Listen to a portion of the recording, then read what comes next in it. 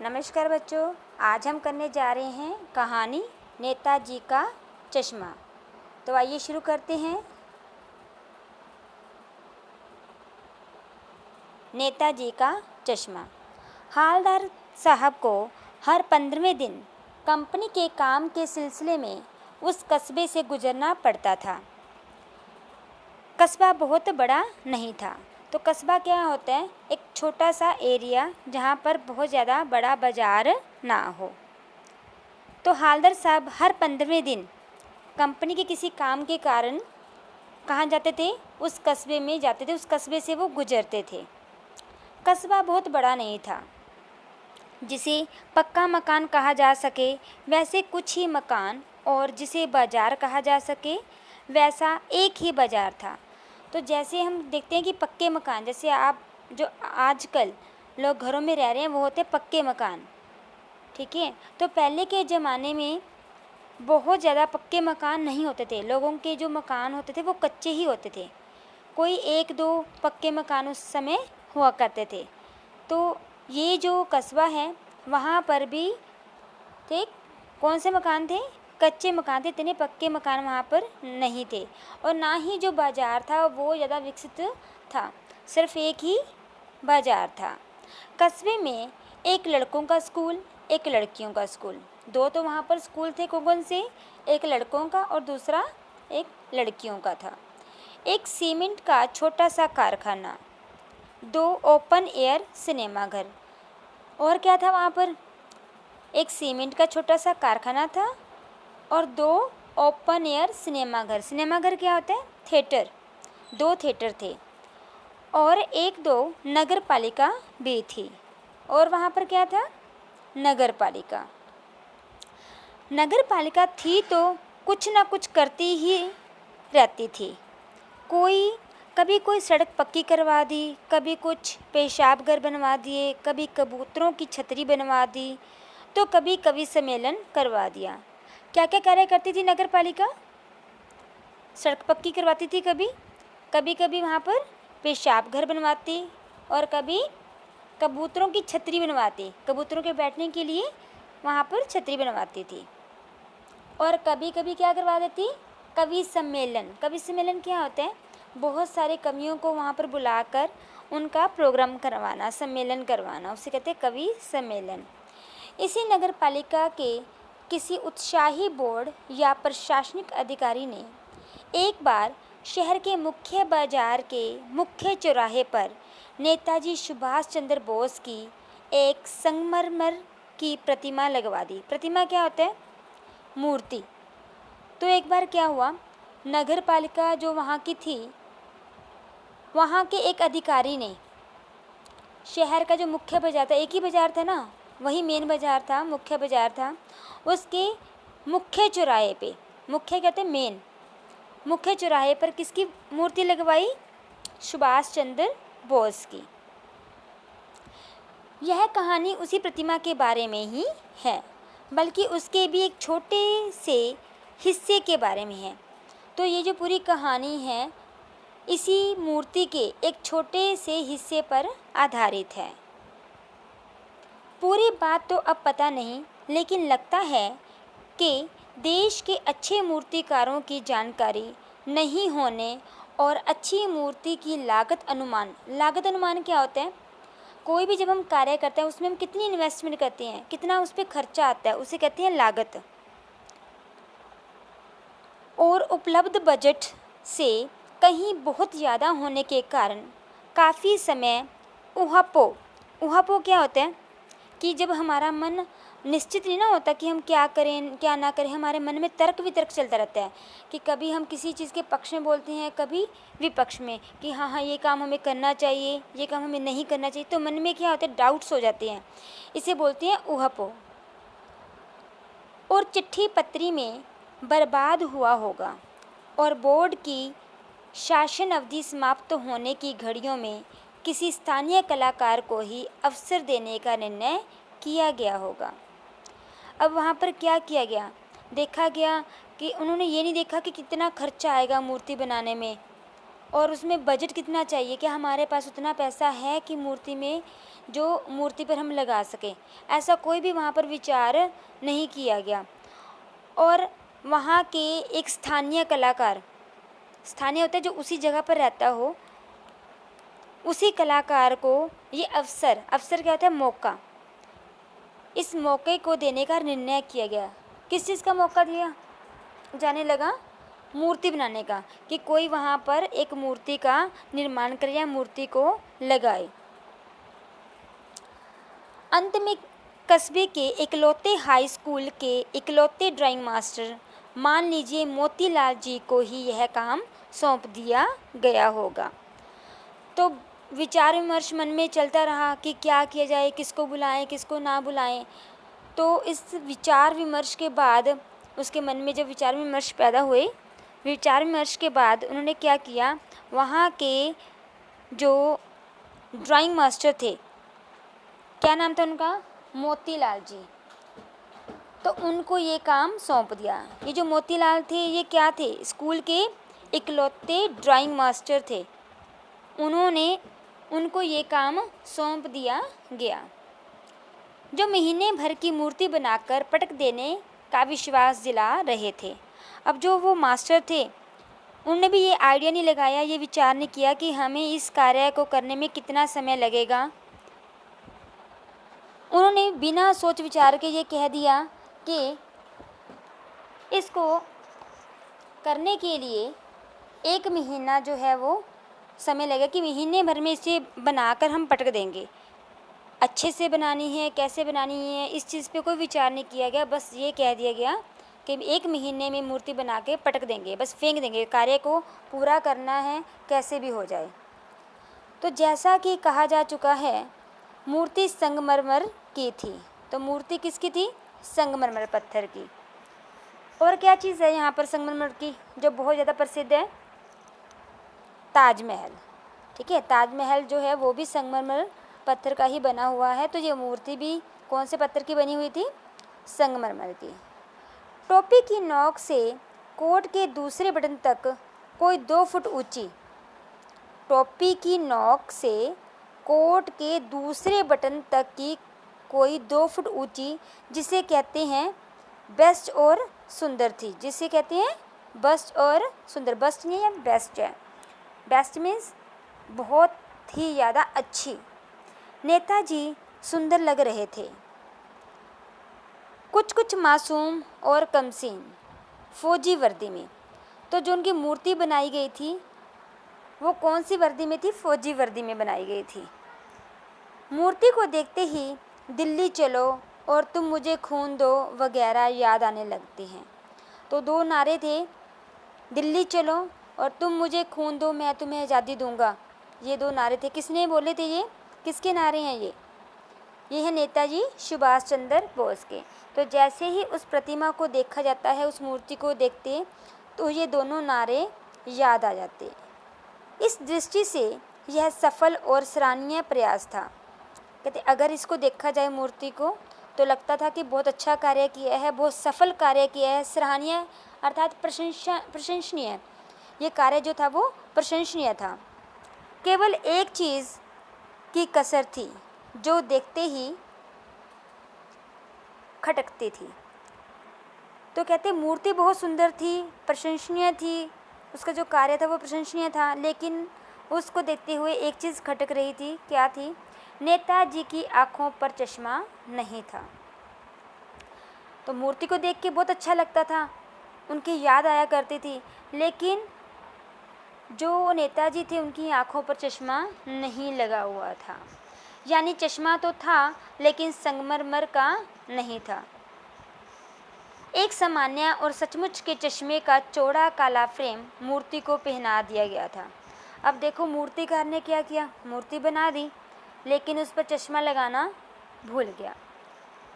तो जब देखा कि नेताजी बिना चश्मे के हैं तो किसी ने क्या किया, वहाँ पर उनकी आँखों पर चश्मा पहना दिया। तो ये चश्मा कैसा लग रहा था, सचमुच का ये चश्मा था, सचमुच का चश्मा था। हाँ जी, क्योंकि बिना चश्मे की मूर्ति अच्छी नहीं लग रही थी, तो वहाँ पर उन्हें सचमुच का चश्मा पहना दिया गया। हालदार साहब जब पहली बार इस कस्बे से गुजरे और चौराहे पर पान खाने रुके, तभी उन्होंने इसे लक्षित किया। अब हालदार साहब थे, वो हर 15वें दिन वहाँ से गुजरते थे। तो जैसे ही वो वहाँ से गुजरते तो वहाँ पर चौराहे में, चौराहा होता है चौक, जहाँ पर 4 रास्ते हों, 4 रास्तों के समूह को कहते हैं चौराहा। वहीं पर एक पान वाला जो था खड़ा था, जिससे हालदार साहब पान खाने के लिए रुके।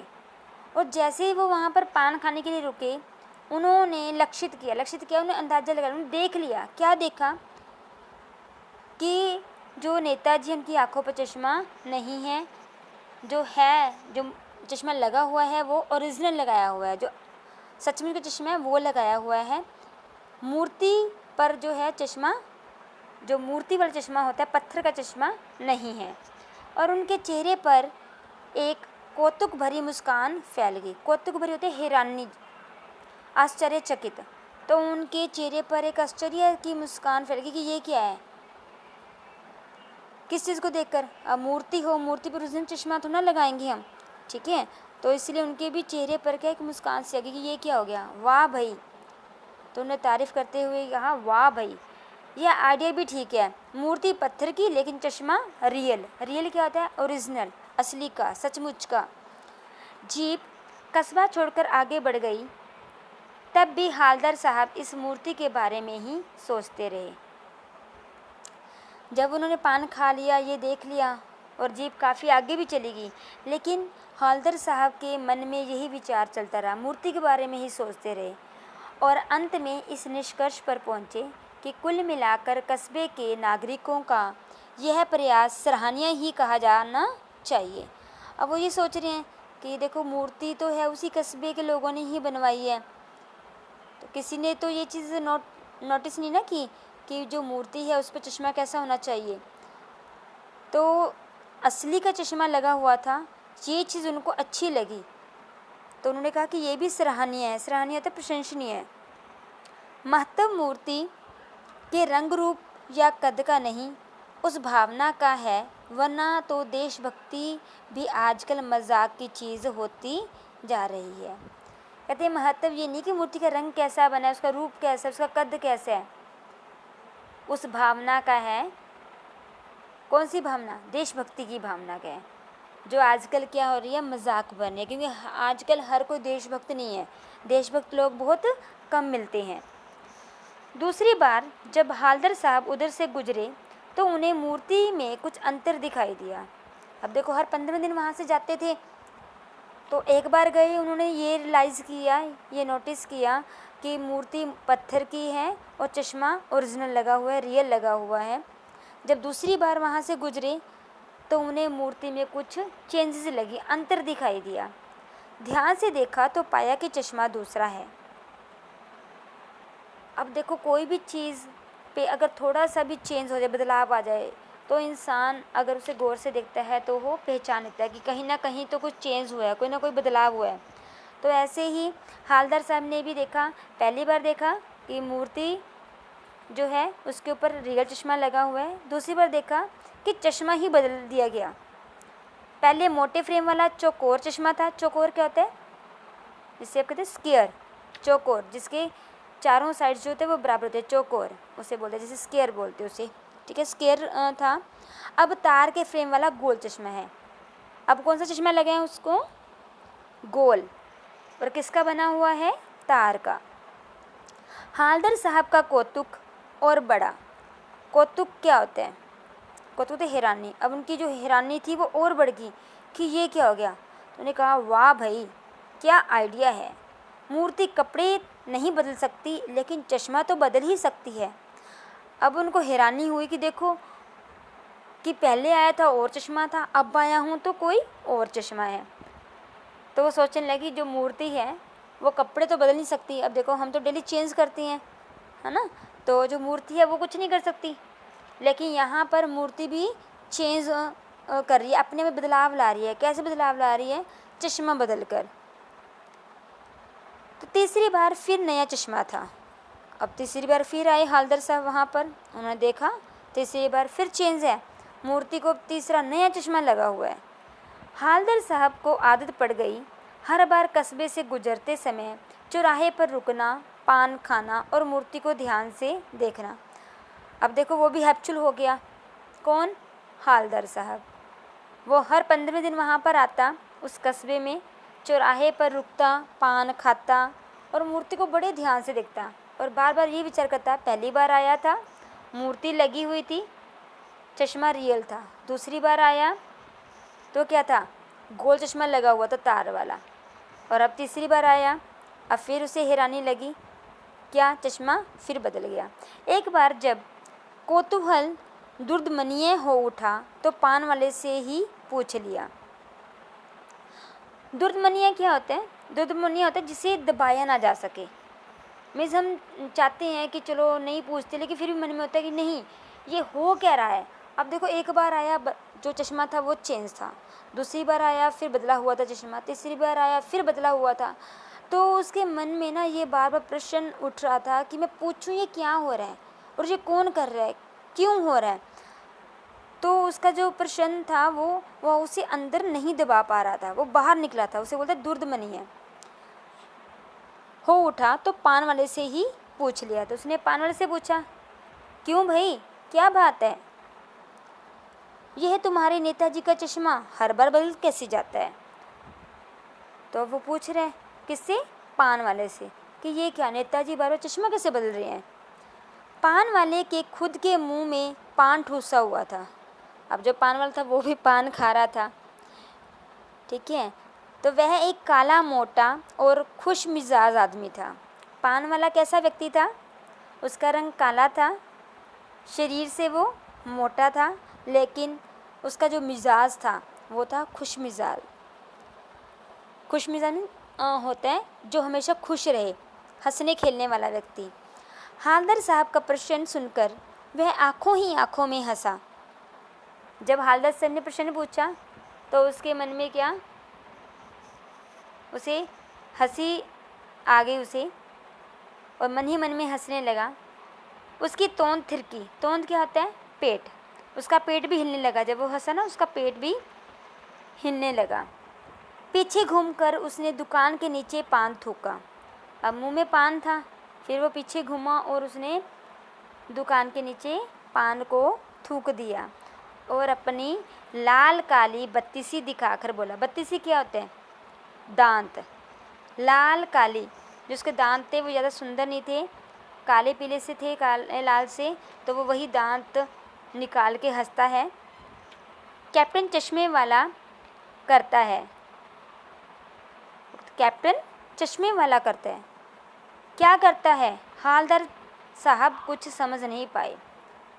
अब उसने क्या कहा? पान वाले ने कहा कि ये जो काम है, कौन सा काम? मूर्ति पर चश्मा लगाने का, ये काम कौन करता है? कैप्टन चश्मे वाला। लेकिन हालदार साहब जो है वो समझ नहीं पाए कि कैप्टन चश्मे वाला ये क्या नाम है।